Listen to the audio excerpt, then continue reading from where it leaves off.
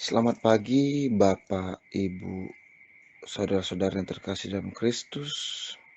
Hari ini kita akan mendengarkan Sabda Tuhan Injil dari Santo Matius.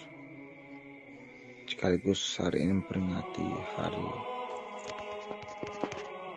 semua orang kudus. Mari kita awali dengan berdoa. Dalam nama Bapa dan Putra dan Roh Kudus. Amin. Tuhan Allah kami ucap syukur kepadamu atas kasih-Mu hari demi hari. Khusus hari ini kami akan memulai aktivitas kami yang mengawali membaca sebagian dari firman-Mu. Firman-Mu adalah pelita bagi kami dan terang bagi jalan kami. Kini kami sampaikan Tuhan dan pengantar Kristus Tuhan kami. Amin. Semoga Tuhan beserta kita sekarang dan selama-lamanya. Bacaan dari Injil Yesus Kristus menurut Matius. Memuliakanlah Tuhan. Sekali peristiwa ketika melihat banyak orang yang datang, Yesus mendaki lereng sebuah bukit. Setelah ia duduk, datanglah murid-muridnya. Lalu Yesus pun mulai berbicara dan mengajar mereka, katanya, "Berbahagialah orang yang miskin di hadapan Allah, karena merekalah yang empunya kerajaan surga. Berbahagialah orang yang berduka cita, karena mereka akan dihibur.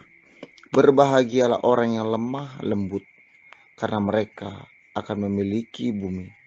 Berbahagialah orang yang lapar dan haus akan kebenaran, karena mereka akan dipuaskan. Berbahagialah orang yang murah hati, karena mereka akan beroleh kemurahan. Berbahagialah orang yang suci hatinya, karena mereka akan melihat Allah. Berbahagialah orang yang membawa damai, karena mereka akan disebut anak-anak Allah. Berbahagialah orang yang dianiaya demi kebenaran, karena merekalah yang empunya kerajaan surga. Berbahagialah kamu jika demi aku kamu dicela dan dianiaya, dan kepadamu difitnahkan segala yang jahat. Bersukacitalah dan bergembiralah, karena besarlah ganjaranmu di surga." Demikianlah Injil Tuhan. Terpujilah Kristus. Kita harus lebih mensyukuri dan berbahagia. Banyak orang berkata bahwa hidup itu tidak adil. Dunia menjunjung tinggi kesempurnaan fisik, kekayaan, popularitas, dan kedudukan. Setiap hari, media sosial mencuci otak banyak orang bahwa seolah yang bahagia hanyalah mereka yang punya kategori-kategori itu. Maka tidak heran kalau kita melihat kenyataan masyarakat di media sosial. Tampak yang kaya makin kaya, sementara yang miskin tambah miskin. Dalam sabda bahagia yang diwartakan Yesus, kita bisa menimba bahwa pada akhirnya kehadiran Allah lah yang berdaulat. Keadilan Allah memutarbalikkan segala konsep palsu tentang kebahagiaan yang digembar-gemborkan oleh dunia. Apa yang dianggap oleh dunia sebagai orang marginal, justru kepada merekalah Allah berpihak.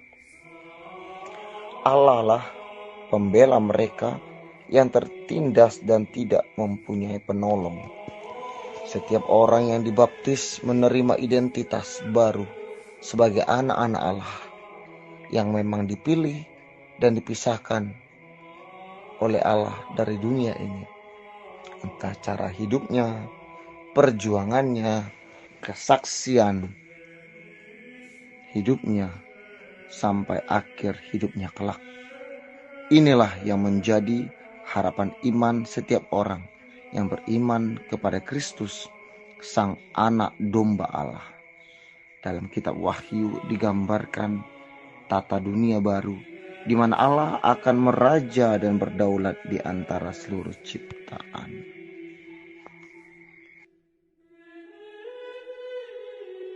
Marilah kita berdoa dalam nama Bapa, Putra, dan Roh Kudus. Amin. Allah yang Maha Kuasa, Engkau meraja atas alam semesta dan atas kami, anak-anak-Mu. Bukalah hati kami untuk melihat dan merasakan keagungan dan kebesaran kasih-Mu. Semua doa dan harapan ini kami sampaikan ke hadirat-Mu dengan pengantaran Kristus Tuhan kami. Amin. Dalam Bapa dan Putra dan Roh Kudus. Amin.